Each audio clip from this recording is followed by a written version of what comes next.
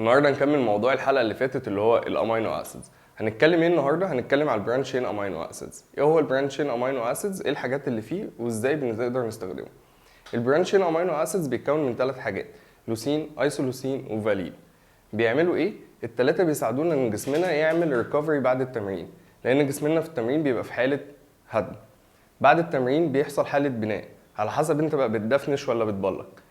طيب بيساعدونا على ان احنا بنعمل الريكفري بعد التمرين. ايه الحاجات التانية اللي بتساعدنا على الريكفري؟ الاكل والنوم الكويس والسبلمنتس. وكمان في دراسات بتقول ان البرانشين امينو اسيدز بيزودوا افراز الجي اتش وبيزودوا الهيموجلوبين بتاع الدم. طيب ازاي بنقدر نستخدمه او الجرعه اللي المفروض ناخدها من كل واحد فيهم؟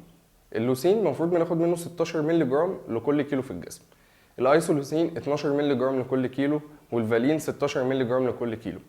ايه احسن برودكت ممكن تروح تلاقي فيه بي سي ايه ممكن تشتريه؟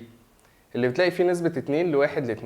يعني لو 2 جرام لوسين تلاقي قصادهم جرام ايسولوسين، تلاقي قصادهم 2 جرام فالين. ده احسن برودكت. نستخدمه امتى؟ احسن استخدام للبرانشين امينو اسيدز ان هو بيبقى during الورك اوت.